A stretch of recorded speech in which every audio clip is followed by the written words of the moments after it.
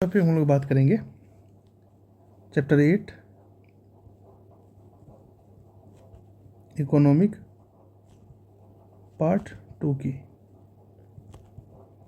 हमने पार्ट 1 में देख रखा था MPC, MPS, फिर पैराडॉक्स ऑफ थ्रेफ्ट, ये सारी चीज़ें हमने क्या कर रखा था, देख रखा था। इस लेक्चर में हम लोग क्या बात करेंगे, फैक्टर ऑफ प्रोडक्शन।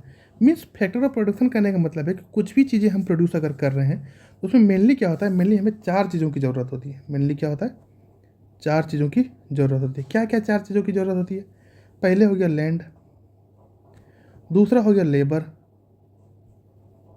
तीसरा हो गया आपका कैपिटल। कैपिटल में 2 हो गया, क्या क्या, ह्यूमन कैपिटल, ह्यूमन कैपिटल, और दूसरा क्या हो गया, दूसरा क्या हो गया, ह्यूमन कैपिटल और फिजिकल कैपिटल, फिजिकल कैपिटल ये। और चौथा क्या हो गया, इंटरप्रेन्योरशिप, इंटरप्रेन्योरशिप।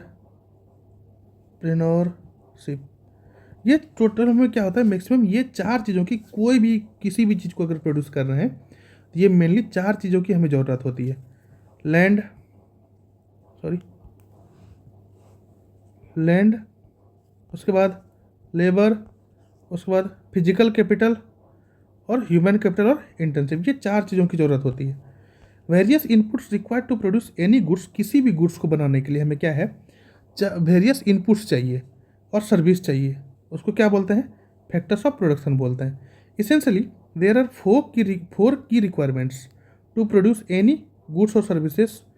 4 की रिक्वायरमेंट्स है किसी भी गुड्स और सर्विस को प्रोड्यूस करने के लिए। जैसे कि क्या क्या इंक्लूड है, land and other natural resources. क्या क्या है, लैंड और अदर नेचुरल रिसोर्सेज। पहला, this will include land and other natural resources. ये क्या इंक्लूड करता है, this will include land and other natural resources like water, minerals, coal.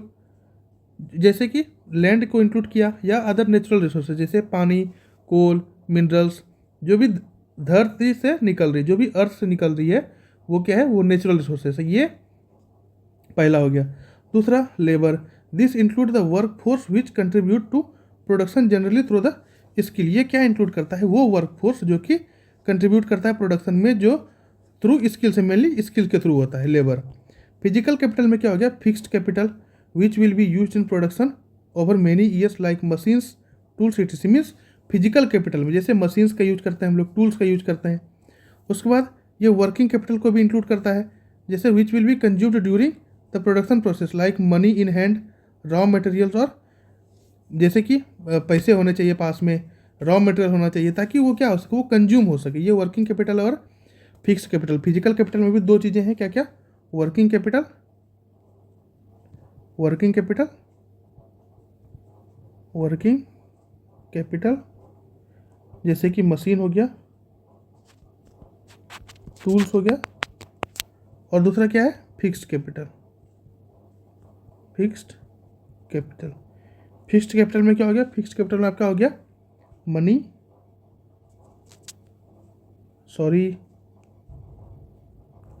Working capital में हो गया आपका money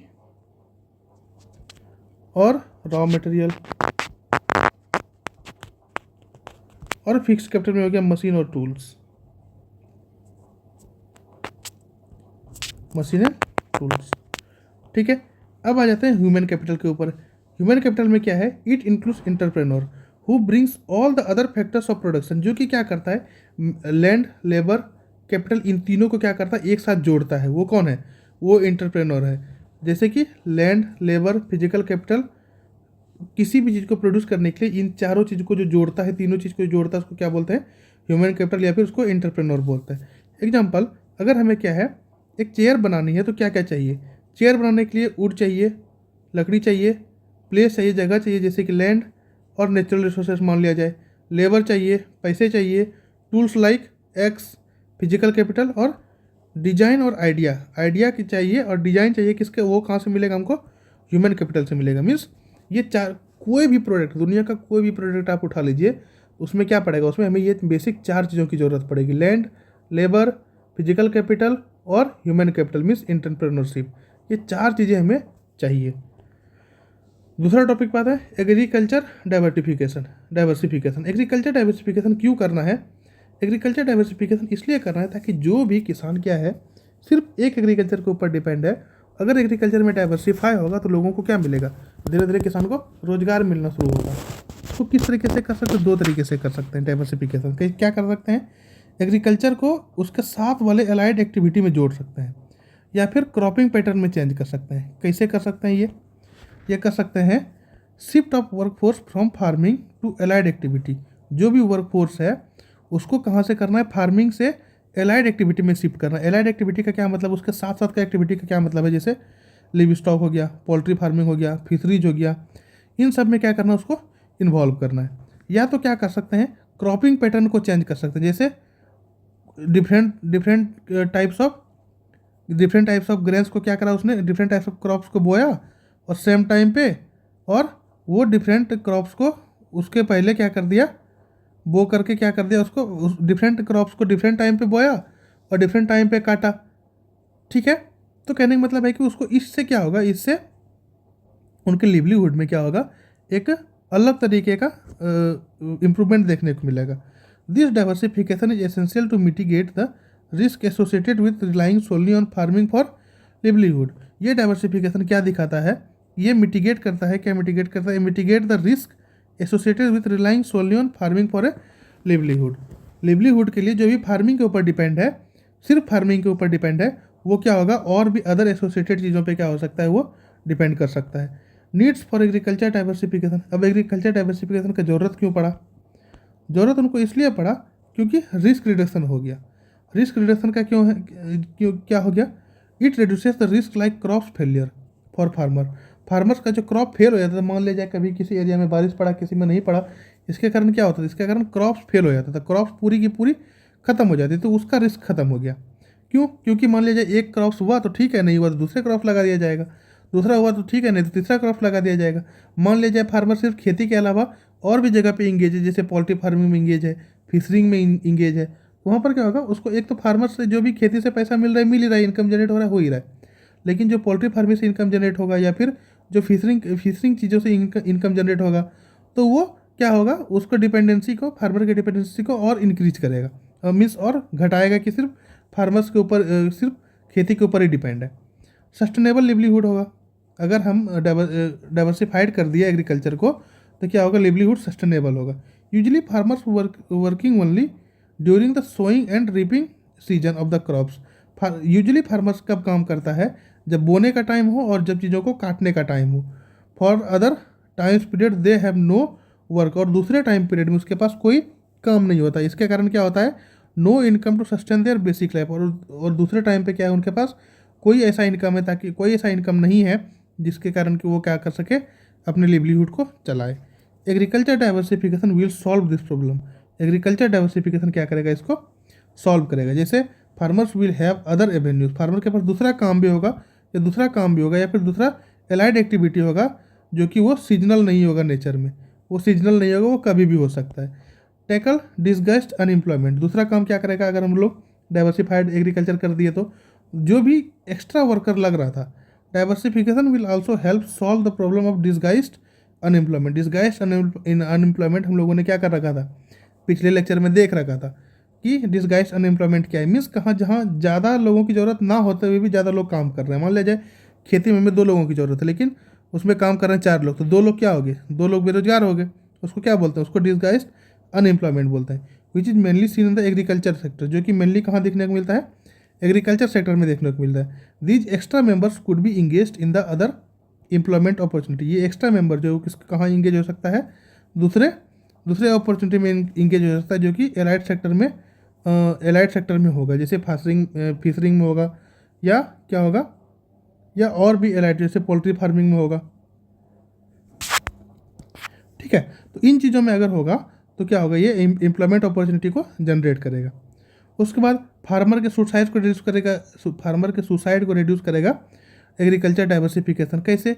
with more avenue to work. अगर उनके पास ज़्यादा काम होगा किसान के लिए तो fewer risk involve and sustainable livelihood. उनका जो लिवलीहुड है, उनका जो वे ऑफ लिविंग है, वो धीरे धीरे सस्टेनेबल होगा। फार्मर्स विल नेवर नीड्स और want to end their life, farmer को कभी भी ज़रूरत नहीं है वो अपने जीवन को ख़त्म कर दे ड्यू टू इकोनॉमिक हार्डशिप्स, अपने इकोनॉमिक हार्डशिप्स के कारण। According to the National Crime Record Bureau, according to NCRB, almost 10,000 farmers die by suicide every year in India. प्रत्येक साल भारत में 10,000 किसान क्या होता है, सुसाइड से मर जाते हैं। उसके बाद क्या होगा, 3 पॉइंट तो हो गया। 3 पॉइंट में क्या क्या हो गया, पहला हम क्या कर सकते हैं, रिस्क रिड्यूस कर सकते हैं अगर हम लोग फार्मर्स, अगर हम लोग एग्रीकल्चर को डाइवर्सिफाई कर दिए। दूसरा क्या कर सकते हैं, सस्टेनेबल लिवलीहुड हो जाएगा। तीसरा क्या होगा, डिस्गस्ट जो अनएम्प्लॉयमेंट है उसको टैकल कर सकते हैं। चौथा क्या होगा, फार्मर सुसाइड को कम कर सकते हैं। और पाँचवा क्या होगा, वर्क एम्पावरमेंट बढ़ेगा, वुमेन एम्पावरमेंट बढ़ेगा। वुमेन एम्पावरमेंट का मैं कहने का मतलब है, generally women's participation is seen more in the allied activity. जनरली क्या देखने को मिलता है, वुमेन्स का पार्टिसिपेशन ज़्यादा देखने को मिलता है कहाँ, एलाइड एक्टिविटीज़ में, ठीक है। With more government measures to promote agricultural diversification, women will come forward to carry out these activities, not to help as a duty towards their families but rather as a profession to earn some money। Means क्या है, अगर government का measures क्या है, government के major के साथ अगर चलें तो क्या करना है, एग्रीकल्चर को भी प्रमोट करना है, एग्रीकल्चर डाइवर्सिफिकेशन को प्रमोट करना है। कैसे, वुमेन सिर्फ घर का काम करके नहीं रहेगी, वो क्या करेगी, बाहर जा करके भी काम कर सकती है। किसके द्वारा, मीन्स फैमिली के अलावा भी काम कर सकती है। This will make them feel empowered, उनको क्या करेगा, उनको एम्पावर्ड फील करवाएगा, ठीक है। डबल फार्मर्स इनकम, फार्मर्स का इनकम भी डबल हो जाएगा। In order to double farmers income they also need to diversify their activities. अगर फार्मर्स का इनकम को डबल करना है तो उन्हें क्या करना पड़ेगा, उन्हें अपनी एक्टिविटी को डाइवर्सिफाई करना पड़ेगा into agriculture as well as allied sector. Agriculture के साथ साथ उसके साथ साथ क्या करना पड़ेगा, एक दूसरा सेक्टर में भी काम करना पड़ेगा। अब ऑर्गेनिक फार्मिंग है, अब कहाँ जाते हैं हम लोग, ऑर्गेनिक फार्मिंग में आ जाते हैं। Increasing awareness of harmful effects of chemical based fertilisers and pesticides on the health has led to rise in interest of eco friendly agriculture practices. मतलब क्या है, हम लोग क्या है, इंक्रीजिंग अवेयरनेस बढ़ रहा है किसके लिए, harmful effect of chemical based fertilisers, जो भी हार्मफुल इफेक्ट है केमिकल बेस्ड फर्टिलाइजर्स को और पेस्टिसाइड्स को, जो भी हेल्थ के ऊपर हार्मफुल इफेक्ट्स पड़ेगा, उसके कारण क्या हो रहा है, उसके कारण अवेयरनेस इंक्रीज हो रहा है, ताकि क्या हो सके, led to a rise in interest in eco friendly agriculture practices. और क्या होगा, क्या राइज होगा, eco friendly agriculture practices rise होना शुरू होगा। Conventional agriculture heavily relies on chemical inputs. जो भी अभी कन्वेंशनल एग्रीकल्चर चल रहा है वो मेनली किसके ऊपर डिपेंड है, वो केमिकल इनपुट्स के ऊपर डिपेंड है। विच कैन कंटामिनेट फूड्स, जो कि क्या कर सकता है, भोजन को कंटामिनेट कर सकता है, वाटर सोर्स को कंटामिनेट कर सकता है, हार्म लाइव स्टॉक को हार्म कर सकता है, सॉइल क्वालिटी को डिप्लीट कर रहा है और इकोसिस्टम को बर्बाद कर रहा है। जो भी अभी एक कन्वेंशनल एग्रीकल्चर है ये सारी चीज़ें कर रही है। Organic farming is an eco friendly approach. Organic farming क्या है, ऑर्गेनिक फार्मिंग एक इको फ्रेंडली अप्रोच है, ताकि क्या हो सके, इन्वायरमेंट बैलेंस को क्या होगा, प्रायोरिटाइज होगा, इन्वायरमेंट बैलेंस प्रायोरिटाइज होगा। Chemical inputs like fertilisers, chemical inputs जैसे फर्टिलाइजर हो गया, पेस्टिसाइड्स हो गया, which negatively impacts our health and environment are avoided. वो क्या करेगा, एक केमिकल इनपुट्स क्या करता है, वो नेगेटिवली इम्पैक्ट करता है किसके ऊपर, हमारे हेल्थ के ऊपर और इन्वायरमेंट के ऊपर। ये अगर हम ऑर्गेनिक फार्मिंग करना शुरू करेंगे, ये जो नेगेटिव इम्पैक्ट हो रहा है वो क्या हो जाएगा, खत्म हो जाएगा या फिर अवॉइड हो सकता है। It aims to restore, maintain and enhance ecological balance in agriculture. इसका मेन एम्स क्या है, ऑर्गेनिक फार्मिंग का मेन एम्स क्या है, ऑर्गेनिक फार्मिंग का मेन एम है वो क्या करेगा, रिस्टोर करेगा, मेंटेन करेगा और इन्हांस करेगा किसको, इकोलॉजिकल बैलेंस को एग्रीकल्चर में।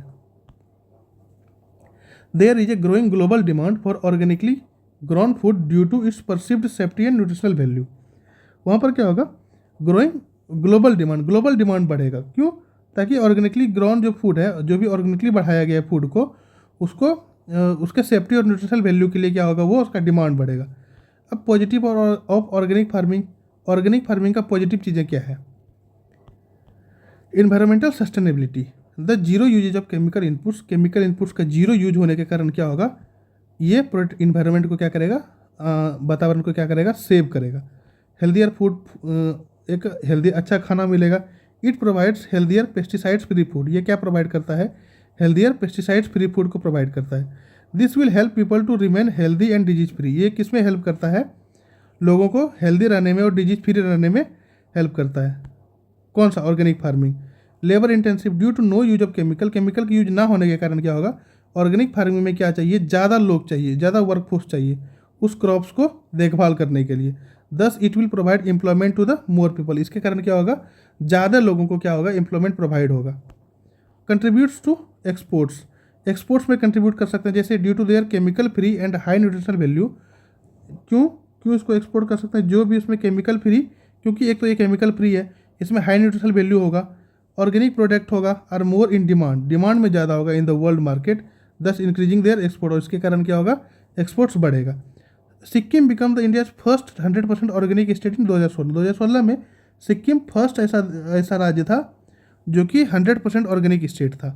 अब चैलेंजेस क्या है, इसका इम्पैक्ट क्या पड़ेगा, ऑर्गेनिक फार्मिंग का क्या इम्पैक्ट पड़ेगा, एक्सपेंसिव, ये ज़्यादा एक्सपेंसिव हो जाएगा। क्यों, it is more costly than conventional food product, conventional food product से ये ज़्यादा कॉस्टली हो जाएगा, thus raising the affordability issue for the large section of society, इसलिए क्या हो जाएगा, अफोर्डेबिलिटी इशू बढ़ जाएगा बहुत बड़े सेक्शन ऑफ सोसाइटी के लिए। Low initial yields, in the initial 1 और 2 ईयर्स, शुरू में 1 और 2 साल में इसके प्रोडक्शन के बाद, इट्स प्रोडक्टिविटी और यील्ड विल रिमेन लो, इसके प्रोडक्टिविटी और इनके जो उपज हैं वो कम होंगे। This becomes problematic for small farmers, ये किसके लिए प्रॉब्लमेटिक बन जाएगा, छोटे किसान के लिए प्रॉब्लमेटिक बन जाएगा। As they will earn less, और वहाँ से क्या होगा, पैसे कम आएगा। डिफिकल्ट फॉर स्मॉल फार्मर के लिए डिफिकल्ट हो जाएगा, कैसे, in India almost 86% of farmers are either marginal और स्मॉल फार्मर्स, इन इंडिया में ऑलमोस्ट 86% किसान ऐसे हैं या तो मार्जिनल या छोटे किसान हैं। Thus they are not able to get much profit, इसी के कारण क्या है, वो छोटे किसान होने के कारण क्या है, उनको ज़्यादा प्रॉफिट नहीं है। After spending so much money, बहुत सारे पैसा खर्च करने के बाद भी उनको ज़्यादा प्रॉफिट नहीं है। शॉर्टर सेल्फ लाइफ होगा, organic product generally have shorter self life, that is they become unfit for use in shorter period of time, कुछ ही समय में क्या हो जाएगा, वो चीज़ें सड़ने लगेगी या फिर गलने लगेगी ऑर्गेनिक फार्मिंग से जो चीज़ें हुई है। ठीक है, एडिशनल इन्फॉर्मेशन रहता है, in India farmers having less than 1 acres of land are called marginal farmer, Bharat में जिस किसान के पास लेस देन 1 एकड़ ज़मीन है उसको क्या बोलते हैं, मार्जिनल फार्मर बोलते हैं। इंडिया में क्या है, फार्मर जिसके पास लैंड 1 से 2 एकड़ उसको क्या बोलते हैं, स्मॉल फार्मर बोलते हैं, और जिसके पास 2 से 10 एकड़ ज़मीन उसको क्या बोलते हैं, मीडियम फार्मर, और 10 एकड़ से ज़्यादा जिसके पास ज़मीन उसको क्या बोलते हैं, लार्ज फार्मर्स। अब फूड सिक्योरिटी, फूड को हम कैसे बचा सकते हैं, फूड सिक्योरिटी, फूड को हम कैसे बचा सकते हैं, 3A है, क्या है, अवेलेबिलिटी, एसेसिबिलिटी और अफोर्डेबिलिटी, ये 3 तरीके से हम क्या कर सकते हैं, भोजन को बचा सकते हैं। अवेलेबिलिटी का क्या मतलब है, food security refers to a situation in which all individuals have access to safe, nutritious and affordable food, सभी इंडिविजुअल्स को क्या है, राइट है, सभी इंडिविजुअल्स को क्या है, वो क्या कर सकता है, एसेस टू सेफ रहने को एसेस कर सकता है, न्यूट्रिशियस रहने को एसेस कर सकता है, और अफोर्डेबल फूड उनको मिलना चाहिए। The 3 dimension 3A of food security include, क्या है, अवेलेबिलिटी, एसेसिबिलिटी और अफोर्डेबिलिटी, ये 3A है फूड सिक्योरिटी का। अवेलेबिलिटी का क्या मतलब है कि एडिक्वेट फूड प्रेजेंट होना चाहिए किसके, एक देश में, एडिक्वेट फूड सप्लाई प्रेजेंट होना चाहिए किसी देश में। एसेसिबिलिटी का क्या मतलब है, it means food is within reach of every individuals, हर एक आदमी के लिए क्या हो, एसेसेबल हो, हर एक आदमी क्या कर सके, उसको एसेस कर सके। अफोर्डेबिलिटी का क्या मतलब है, अफोर्डेबिलिटी का मतलब है it means individuals have enough money to purchase sufficient safe and nutritious food, इसका कहने का मतलब, अफोर्डेबिलिटी का कहने का मतलब है कि उनके पास काफ़ी पैसा होना चाहिए ताकि क्या हो सके, वो सफिशिएंट चीज़ों को खरीद सके, सफिशिएंट सेफली चीज़ों को खरीद सके, न्यूट्रिशियस फूड को खरीद सके, that meets their dietary needs, ताकि उसका डाइटरी नीड्स पूरा होगा। अब है इन 1970 ईस्वी में देखें, food security was primarily about the availability at all times of adequate supply of basic food stuff, means 1970 में अगर देखें फूड सिक्योरिटी का क्या मतलब है, about the availability of all times of adequate supply of basic food stuff, means food stuff का basic supply होनी चाहिए। 1970 में अगर देखें फूड सिक्योरिटी का क्या मतलब था, ये किसके ऊपर प्राइमरली बेस्ड था कि एडिक्वेट सप्लाई होना चाहिए बेसिक फूड स्टफ का। ठीक है, however Amartya Sen introduced a new dimension by emphasizing access, Amartya Sen ने क्या करा, एक न्यू डायमेंशन ऐड कर दिया, किसको एम्फसाइज करते, एसेस को एम्फसाइज करते, access to foods through entitlements which include what one can produce, exchange in the market and state और socially provided supply, which include what one can produce, एक क्या produce हो सकता है, क्या मार्केट में एक्सचेंज हो सकता है, और क्या सोशली प्रोवाइड हो सकता है सप्लाईज के थ्रू। ठीक है, this led to significant shift in the understanding of food security, और यही क्या कर दिया, एक बेसिक समझ को क्या कर दिया, शिफ्ट कर दिया। फूड सिक्योरिटी के अंदर क्या किया इसने, एक बेसिक समझ को क्या कर दिया, शिफ्ट कर दिया। ठीक है, ये हमारा पूरा रूरल डेवलपमेंट क्या हुआ और एग्रीकल्चर यहीं समाप्त हुआ। ये पूरा टॉपिक चैप्टर 8 हमारा क्या हुआ, समाप्त हुआ। अब हम लोग नेक्स्ट लेक्चर में क्या शुरू करेंगे, चैप्टर 9 शुरू करेंगे। ठीक है, थैंक यू सो मच बच्चों, thank you so much, take care, goodbye, जय हिंद, जय भारत।